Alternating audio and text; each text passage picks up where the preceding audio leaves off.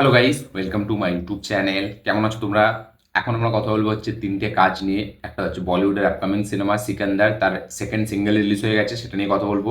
তার পাশাপাশি কথা বলবো হচ্ছে আমাদের আফরান নিশোর আপকামিং সিনেমা, যেটার নাম হচ্ছে দাগি, যেটা বাংলাদেশের ফিল্ম, যেটা ঈদে রিলিজ হবে, সেটা নিয়ে কথা বলবো। তার তার একটা গ্লিমস মানে টিজার ছাড়া হয়েছে, এটা নিয়ে কথা বলবো। তার পাশাপাশি কথা বলবো হচ্ছে আমাদের এইখানে একে নিয়ে, ওই মানে আমাদের জাট সিনেমা থেকে, সানি দেওয়ালের আপকামিং সিনেমা জাট, যেটা ডিরেক্ট করেছে গোপীচাঁদ মানালিনী। সেই ফিল্ম থেকে একটা মানে ক্যারেক্টার ভিডিও ছাড়া হয়েছিল কিছুদিন আগে, যেখানে সেখানে যে অ্যান্টাগনিস্ট থাকবে মানে হচ্ছে রণদীপ হুডার। তো সেটা নিয়ে কথা বলবো। তো বেসিক্যালি তিনটে কাজ নিয়ে কথা হবে। চলো ভিডিওটা শুরু করা যাক। সব থেকে ফার্স্ট যেটা কথা হবে সেটা হচ্ছে সালমান খানের আপকামিং সিনেমা সিকান্দারের সেকেন্ড সিঙ্গেল নিয়ে, যে গানটার নাম হচ্ছে বাম বাম বলে। তো কেমন লাগলো এই গানটা? এই গানটার লাইভ রিয়াকশন আমার হিন্দি চ্যানেলে আছে, অবশ্যই কি আপনারা চেক আউট করবেন এবং ওই চ্যানেলটাকে সাবস্ক্রাইব করে দেবেন। তো এক কথায় যদি বলি, এই গানটা কিন্তু আমার জন্য একদম ওয়ার্ক করেনি, আমার একদম ভালো লাগেনি এই গানটা। জোহরা জামিন যে গানটা এসেছিল সিকান্দারের ফার্স্ট সিঙ্গেল, যেটা ছিল ফার্স্ট গান, তার তবুই ওই জোহরা জামিন যে ট্র্যাকটা ছিল, ওইখানে যে হুক লাইনটা ছিল, সেখানে সালমান খানের ডান্স, সেটা তবুই আমি এনজয় করেছি, তবুই আমাকে ভালো লেগেছে। সেখানে যে ভিজুয়ালাইজেশন তবুই ভালো ছিল, সেখানে যেরকম সালমান খানকে প্রেজেন্ট করা হয়েছিল সেটা ফার বেটার ছিল এই গানটার থেকে। এবার এই গানটা, এই বাম বাম বলে গানটা আসছে, এটা হোলির সময় আসছে। এবং বলিউডের একটা জিনিস খুব ভালো আছে, যে হোলির সময় যখনই তারা কোনো গান আনে না হোলি সেলিব্রেশন হিসাবে, সেই গানগুলো কিন্তু সবসময় আইকনিক কিছু গান হয়েছে। আপনি যদি দেখেন সেলফি লেলে যে গানটা ছিল, ঠিক আছে, সেই গানটাও কিন্তু একটা হোলির এই হিসাবেই প্রেজেন্ট করা হয়েছিল। যেহেতু সেই ফিল্মটাও ঈদে রিলিজ হয়েছিল, তো হোলি সেলিব্রেশনের একটা গান ছিল, বিশাল লেভেলে পপুলার হয়েছিল।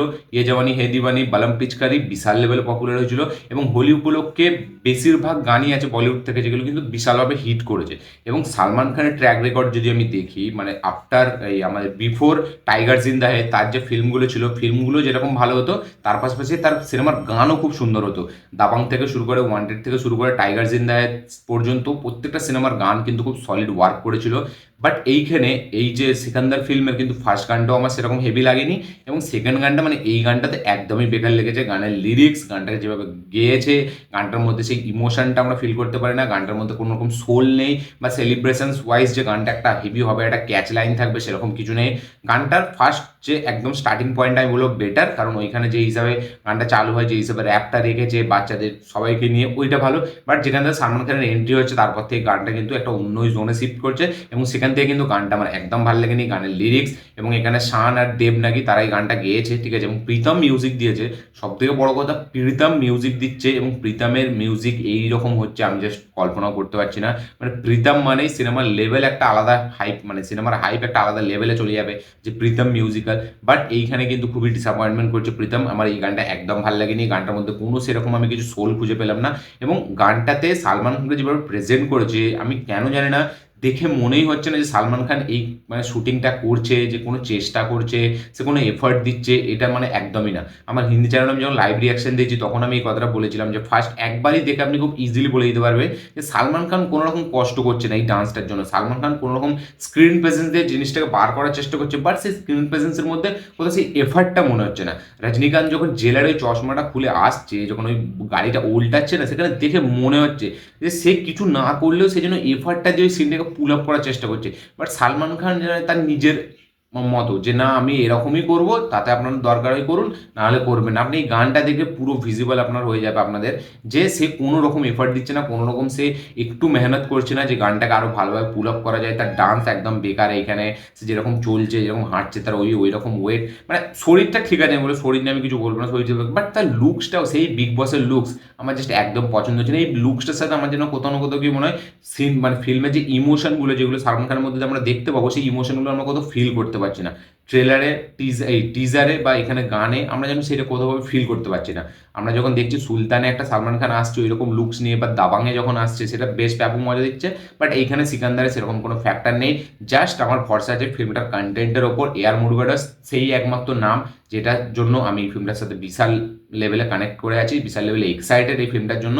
তো দেখা যাক সেটা কি হয়। তো আমার তো একদম ভালো লাগেনি। এই গানটা আপনাদের কিরকম লেগেছে, সিকান্দারের সেকেন্ড সিঙ্গেল, অবশ্যই কমেন্টে লিখে জানাবেন। এবং যারা যারা এখনো দেখেনি, দেখবেন ভাবেন, তারা অবশ্যই গিয়ে চেক আউট করুন, দেখে অবশ্যই কমেন্ট করবেন আপনাদের কি বক্তব্য, কি মতামত, কি রিয়াকশন। আমার এই গানটা পোষায়নি, আমি জানি না এরপরে যে গানগুলো আছে সেগুলো ভালো হবে নাকি। এবং ভিজুয়ালেও একটু চেঞ্জ দেখতে পেলাম, যে রশ্মিকা মান্দানাকে এমনভাবে প্রেজেন্ট করা হয়েছে, আমার মনে হচ্ছে গল্পটা পাস্টে চলছে, বা এই মানে হ্যাঁ পাস্টে চলছে, এবং রশ্মিকা মান্দানার ক্যারেক্টারটা হয়তো পাস্টে কোনো ক্যারেক্টারের সাথে থাকবে আমার যতটা মনে হচ্ছে, মানে পাস্ট একটা স্টোরি থাকবে রশ্মিকা মান্দানার, যে হয়তো রশ্মিকা মান্দানাকে মেরে দেওয়া হবে, কারণ তাকে যেভাবে ইন্ট্রোডিউস করানো হলো গানের মধ্যে। এবার যেহেতু দুটো নায়িকা সেই হিসাবে ইন্ট্রোডিউস করানো হয়েছে নাকি মানে এমনি গল্পের একটা আওয়াজ দিচ্ছে সেটা তো আমি জানি না, বাট আমার ওটা দেখে একটু অন্য মনে হলো যে হঠাৎ করে রশ্মিকাকে এইভাবে কেন নিয়ে আসার চেষ্টা করছে। তো সেটা আমরা ফিল্ম দেখলেই বুঝতে পারবো। তো এই গানটা কিন্তু আমার জন্য একটু কাজ করেনি। নেক্সট আমরা কথা বলবো হচ্ছে আফরান নিশোর দাগি সিনেমাটার মানে টিজার নিয়ে। তো এই টিজারটা কিন্তু আমার বেশ প্রমিসিং লেগেছে, বেশ পজিটিভ লেগেছে এবং বেশ ভালো লেগেছে। টিজারটাতে আমরা আফরান নিশোকে দেখতে পাচ্ছি একটা জেলের মধ্যে আছে। তো এবার সে কেন জেলে গেছে এবং জেল থেকে বেরিয়ে সে কী করবে, এবং জেলের মধ্যেও মারপিট হচ্ছে এবং জেলের মধ্যে তার যে লাইফটা সেটা কিন্তু খুব কষ্টের।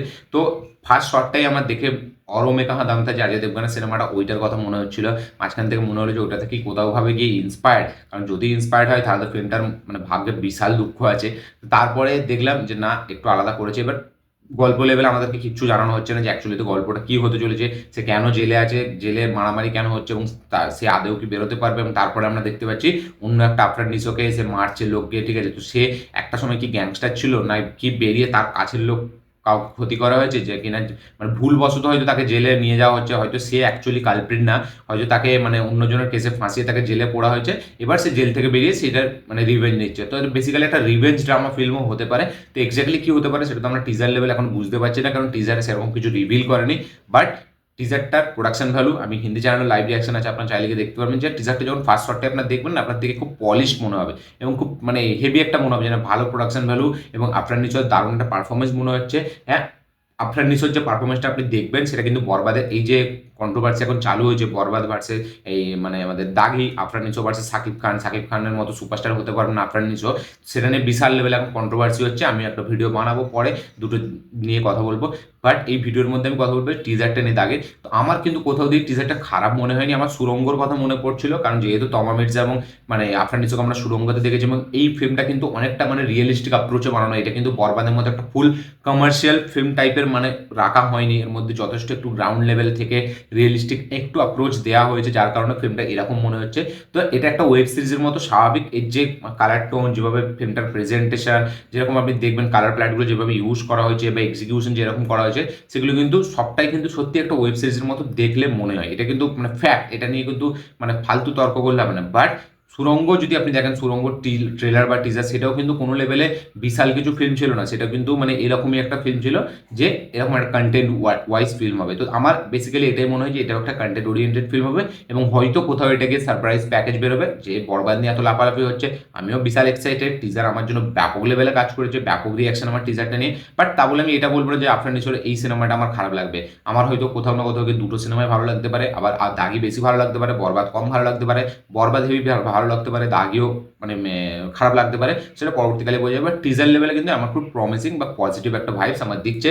তমা মির্জার পারফরমেন্স, আফরান নিশোর পারফরমেন্স, দুজনের পারফরমেন্স বেশ ভালো এবং বাকি সাপোর্টিং কাস্টে আরও আছে, তাদের আমি নাম জানি না। বাট প্লট ওয়াইজ আমার মনে হচ্ছে একটা রিয়েলিস্টিক অ্যাপ্রোচে বানানো, একটা হয়তো যেরকম মানে একটা ব্যাপক থ্রিল বা মানে কি বলবো একটা টুইস্ট হয়তো দেখতে পাবো আমরা গল্পের মধ্যে, দেখা যায় সেটা কি হয়। তো এই টিজারটা কিন্তু আমার জন্য বেশ ভালো ওয়ার্ক করেছে।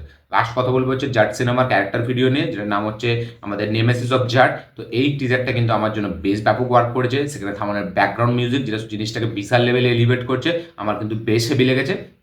এবং এখানে দেখতে পাচ্ছি আমরা রণদীপ হুডাকে যেভাবে প্রেজেন্ট করা হয়েছে সেরকম কিন্তু বলিউডে কেউ প্রেজেন্ট করেনি। লাস্ট ওই রাধে সিনেমাটাকে রণদীপ হুডাকে একটু আলাদাভাবে প্রেজেন্ট করার চেষ্টা করেছিল আমাদের প্রভুদেবা। বাট এই সিনেমাটা কিন্তু মানে যেহেতু সাউথের ডিরেক্টর গোপীচাঁদ মালিনী ক্র্যাক আমাদের ভীর সীমা রেড্ডির মতো সিনেমা বানিয়েছে, আপনারা জানেন সে 2010 থেকে তার সিনেমা চলছে এখনো পর্যন্ত। তো আমার মনে হয় কোথাও না কোথাও গিয়ে এটা কিন্তু ব্যাপকভাবে ওয়ার্ক করবে, যেরকম সানি দেওয়ালের ওই ফিল্মটা ওয়ার্ক করে, মানে সানি দেওয়ালের যে টিজারটা যেভাবে প্রমিসিং একটা টিজার বেরিয়েছিল, একটা ব্যাপক রেসপন্স পেয়েছে টিজারটা বেরোনোর পর। সানি দেওয়ালের ফার্স্ট যেটা টিজারটা বেরিয়েছিল সেটা দুর্দান্ত ছিল, সেখানে থামানের ব্যাকগ্রাউন্ড মিউজিক। এই টিজারটা ছোট্ট জাস্ট একটা ক্যারেক্টার ভিডিও মানে বানানো হয়েছে, বাট সেখানে যথেষ্ট ইম্প্যাক্ট ফেলে। সেখানে থামানের বিজিএম দারুণভাবে ওয়ার্ক করছে। রণদীপ হুডার যখন ওই স্ক্রিন প্রেজেন্স, যখন ওই নামটা বলছে রানা টুঙ্গা, তখন কিন্তু যে ভারী বেসটা তার সাথে সাথে থামানের যেরকম ব্যাকগ্রাউন্ডটা ব্লেন্ড করা হয়েছে, দুটো কিন্তু ব্যাপক। এই ফিল্মটার জন্য সত্যি বলছি আমি এপ্রিলে সব থেকে যদি কোনো ফিল্মের জন্য বেশি এক্সাইটেড হয়ে থাকি সেটা হচ্ছে এই ফিল্মটা। দারুণ লেভেল এক্সাইটেড। সানি দেওয়ালের যে টিজারটা বেরিয়েছিল সেটা কি ক্যাশ ছিল দেখার জন্য বেশ ওয়েট করে আছি। সানি দেওয়াল ভার্সেস রণদীপ হুডার ফেস অফটা কীরকম হয়, আমার কিন্তু এই টিজারটাও বেশ ভালো লেগেছে। তো এই ছিল বেসিক্যালি তিনটে কথা, এই তিনটে কাজ নিয়ে। এই তিনটের মধ্যে আপনারা কোনটা নিয়ে বেশি এক্সাইটেড এবং এই তিনটে কাজের মধ্যে এই ভিডিওগুলোর মধ্যে আপনাদের কোনটা বেশি ভালো লেগেছে সেটা অবশ্যই কমেন্টে লিখে জানাবেন। এবং আমার এই ভিডিওটি ভালো লেগে থাকলে লাইক শেয়ার কমেন্ট করে দেবেন। চ্যানেল নতুন হলে চ্যানেলটিকে সাবস্ক্রাইব করবেন, বেল আইকনটি প্রেস করতে ভুলবেন না। দেখা হচ্ছে পরের ভিডিওতে, ততক্ষণের জন্য।